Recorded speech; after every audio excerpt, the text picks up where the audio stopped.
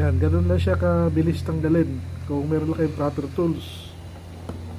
No, meron kayong timpla ng may timpla kayo ng temperatura para di kayo makasunog ng board, di nyo masunog yung board. Ito pwede masira kung sira na talaga to, at para di nyo masunog yung board tsaka yung ibang katabi niyang parts. No, kaya kailangan meron kang timing, meron kang play, kaya yun ang kailangan nyo practicein. Kung gusto nyo mag-repair ng mga board, PCB, gusto nyo magpalit ng mga IC, yun lang practicein nyo para katulad yan, smooth lang siya, wala tayong nasunog sa tabi-tabi niya.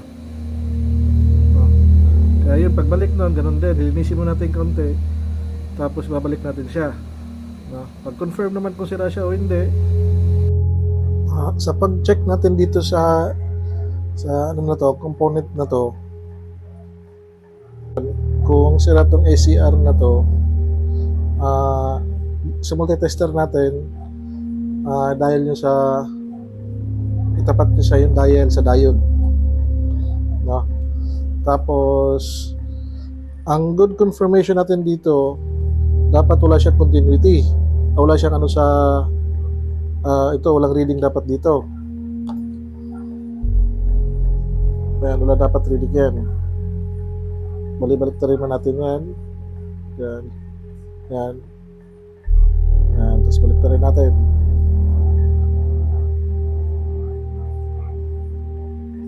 Yan. Kaya ito, goods pa to.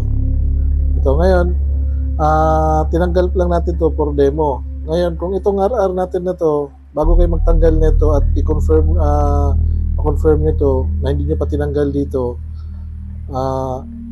ang isa sa platandaan nito na itong sira, overcharge siya. Lumalampas siya ng 15 to 18 volts DC. Kaya ito talaga ang malaking chance na ito ang sira sa kanya. Kasi di mo pwedeng sabihin na sira yung rectifier niya kasi mataas yung conversion niya, mataas yung charging niya. Hindi lang siya nare-regulate. Kaya mas malaki ang chance na itong dalawa ang sira or isa sa kanila. Minsan isa lang nasisira dito. Hindi sabay dalawa.